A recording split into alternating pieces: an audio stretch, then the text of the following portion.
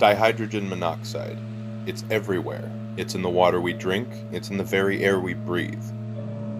I'm here to raise awareness about this very serious-sounding chemical compound. According to the CDC, from 2005 to 2014, there were an average of 3,536 fatal deaths caused by dihydrogen monoxide annually within the United States.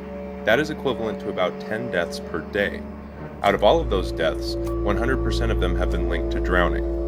Dihydrogen monoxide is a colorless and odorless chemical compound, also referred to as dihydrogen oxide, hydrogen hydroxide, hydronium hydroxide, or simply hydric acid.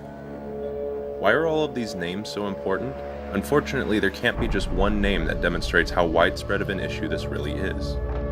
How do you know if you've been exposed to too much dihydrogen monoxide? In large quantities, it can cause nausea and vomiting. It can also cause excessive urination and can affect sodium and electrolyte balances as well. Within the first 5 minutes after ingesting dihydrogen monoxide, your taste buds will send a message to your brain triggering neurochemical responses as though the chemical has already entered your bloodstream. After 10 minutes, neurons in the hypothalamus will show a decrease in firing as dihydrogen monoxide is absorbed by the tongue. At the 20-minute mark, your plasma and blood cell deuterium and protium ratio begins to rise from 140 to 260 parts per million. At 25 minutes, the consumption of dihydrogen monoxide begins to make you feel more alert, similar to the effects of cocaine. At 45 minutes into dihydrogen monoxide exposure, it will be absorbed by the large intestine and will make its way into your bloodstream. Finally, at the 1 hour mark, any remaining dihydrogen monoxide that wasn't absorbed into your system is flushed out through your urine and stool. Once it leaves your body and re-enters the water supply through the sewage system, it's impossible to filter out and thus will lead to increased rates of exposure. This chemical is highly addictive, and withdrawals are even fatal if more of the chemical isn't ingested within approximately 3 to 4 days' time. So far, there is no known cure for this addiction, meaning that dependency is lifelong. So what can be done about dihydrogen monoxide? Sadly, there is little that can be done. Its use is so widespread and common that it cannot easily be removed. By now you have already been exposed to it several times throughout your life. All you can really do is know the risks and educate others about it as well. This will allow everyone to limit their exposure. Be sure to read labels on all of the products you buy, and when you go out dining at a restaurant, be sure to ask if dihydrogen monoxide is used in the kitchen during food preparation. One final note about dihydrogen monoxide that you should all be aware of. This whole thing is a parody. I'm literally just talking about water. So at this point, I'm sure that this meme is old enough that almost everyone knows what I am talking about. There should be no surprise that dihydrogen monoxide is the scientific term for water. Since we're all pretty much done beating this dead horse by now, I would instead like to use this example as an analogy for the natural human propensity to follow controversial and sensationalized rhetoric. The reason it became such a popular meme in the first place is to demonstrate how exaggerated analysis and a lack of scientific literacy can lead to misplaced fears and biased reasoning.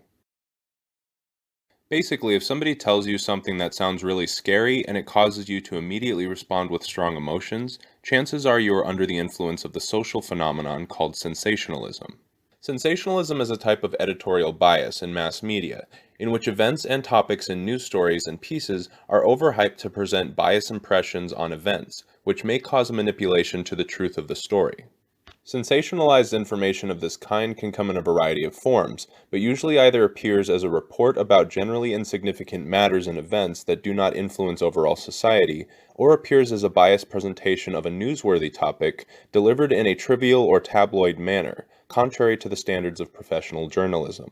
Some tactics include being deliberately obtuse, appealing to emotions, being controversial, intentionally omitting facts and information, being loud and self-centered, and acting in order to obtain attention. Trivial information and events are sometimes misrepresented and exaggerated as important or significant. These often include stories about the actions of individuals and small groups of people, the content of which is often insignificant and irrelevant relative to the macro-level day-to-day events that occur globally. Furthermore, the content and subject matter typically affect neither the lives of the masses nor society overall, and instead are broadcast and printed for the purposes of attracting large numbers of viewers and readers. In other words, if a claim seems too extraordinary to be true, then you should probably do a little more research for yourself. If you find out that it is true, then you are simply giving justified credibility to the claim. If you find out that it is not true, however, then you are better suited to remaining skeptical of these sorts of claims in the future. Technically, though, each of the statements that I made about dihydrogen monoxide are completely correct.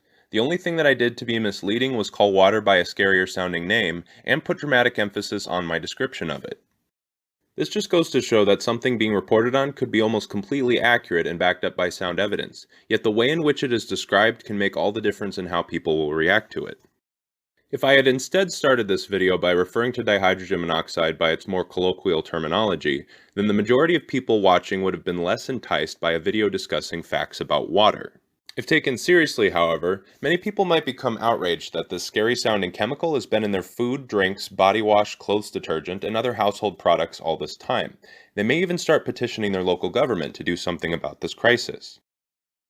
If people become too emotionally or even financially invested in doing something about this alleged widespread problem, then even being shown evidence that dihydrogen monoxide is nothing more than water may be insufficient to dissuade their over-sensationalized thinking.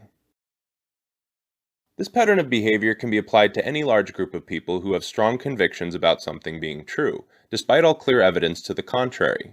They are more likely to stand by their position, assuming that it is true by default, than to critically examine all sides of the argument.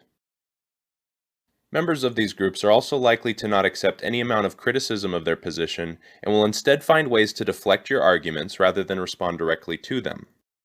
This allows these groups to form ideological echo chambers, wherein members continue to perpetuate false information, thereby further influencing public opinion. So now, instead of trying to feed you sensationalized information about water in this video, I would instead like to use this opportunity to raise greater awareness about our instinctive desire to accept information uncritically, especially when presented with a high degree of emotional appeal. If you think that you or someone you know may be under the influence of sensationalized thinking, then leave a comment below explaining the nature of this thought process. I may be willing to make another video later on which delves deeper into this topic of sensationalism, and I will be sure to use as many of your examples as I am able. If you want to discuss this topic or any other in greater detail, then go ahead and follow me on Facebook by clicking the link in the video description below.